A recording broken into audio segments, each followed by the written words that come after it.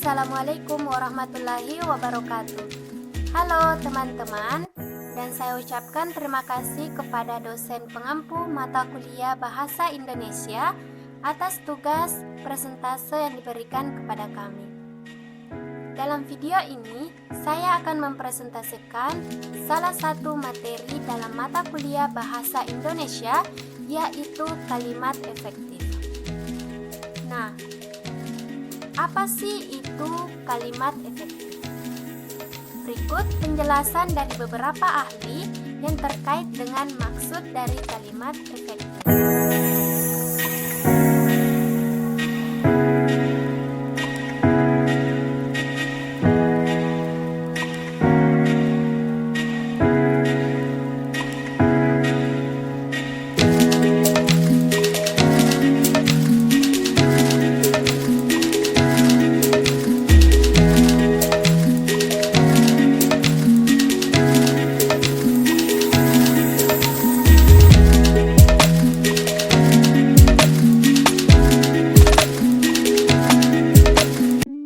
Jadi, berdasarkan pendapat dari beberapa ahli yang telah ditampilkan sebelumnya, dapat disimpulkan bahwa kalimat efektif adalah kalimat yang berisikan pesan, ide, gagasan, atau informasi yang dimana ditulis secara singkat, jelas, tepat, dan benar, sehingga memudahkan pembaca untuk memahami maksud penulis dalam menuliskan kalimat tersebut.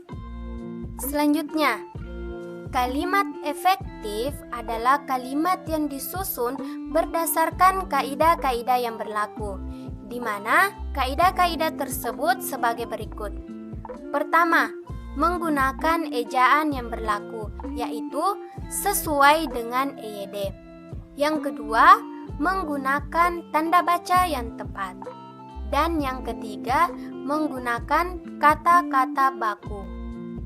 Nah, selanjutnya kita membahas mengenai syarat-syarat sebuah kalimat sehingga dapat dikatakan atau disebut sebagai kalimat efektif. Syarat pertama, mengandung unsur-unsur penting dalam sebuah kalimat, yaitu sebagai berikut. Subjek merupakan bagian kalimat yang menunjukkan pelaku, dapat berupa orang, hewan, ataupun benda, dan juga dapat berupa tempat. Predikat merupakan bagian kalimat yang menunjukkan mengenai tindakan atau perilaku dari subjek atau dapat berisikan kata kerja. Objek merupakan bagian kalimat yang menunjukkan mengenai hal atau benda yang menjadi sasaran subjek dalam melakukan tindakan. Dan keterangan merupakan bagian yang menunjukkan tujuan, cara, tempat, waktu, dan sebab akibat. Syarat kedua dalam kalimat efektif, tidak menimbulkan penafsiran ganda.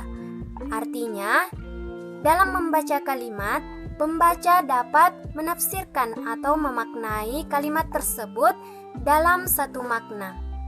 Syarat ketiga, sistematis atau berurut dan tidak berbelit-belit atau bertele-tele. Dan syarat keempat, yakni syarat yang paling penting, di mana kalimat tersebut harus mudah untuk dipahami. Selanjutnya kita membahas mengenai prinsip-prinsip kalimat efektif. Prinsip pertama, kesepadanan struktur, yaitu adanya keseimbangan antara gagasan dengan struktur bahasa yang digunakan dalam kalimat. Prinsip kedua, kesetaraan bentuk, yaitu adanya kesetaraan bentuk kata yang digunakan dalam kalimat. Prinsip ketiga, kehematan kata, yaitu menghindari penggunaan kata-kata atau frasa yang tidak diperlukan dalam kalimat. Prinsip keempat, kecermatan dan penegasan, yaitu cermat dalam memilih kata-kata yang digunakan dalam kalimat sehingga tidak memunculkan atau menimbulkan kerancuan atau makna ganda. Dan memberikan penegasan-penegasan pada kalimat-kalimat, terutama pada ide pokok kalimat tersebut. Dan prinsip yang kelima adalah kepaduan dan kelogisan. Kalimat efektif memiliki kepaduan pernyataan, sehingga informasi yang disampaikan tidak terpecah-pecah. Dan kalimat efektif memiliki makna dan tujuan yang masuk akal atau logis.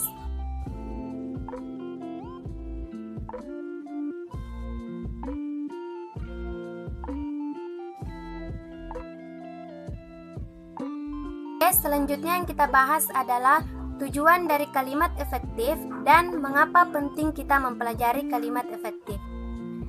Tujuan dari kalimat efektif adalah agar dapat menyampaikan ide, pesan, gagasan atau informasi secara singkat, jelas, tepat, dan benar, sehingga mudah dipahami oleh pembaca maksud dari tulisan kalimat tersebut. Dan mengapa penting kita mempelajari kalimat efektif?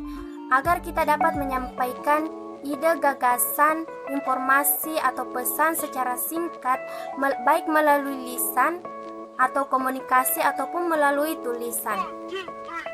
Itulah presentasi secara singkat dari saya terkait materi kalimat efektif.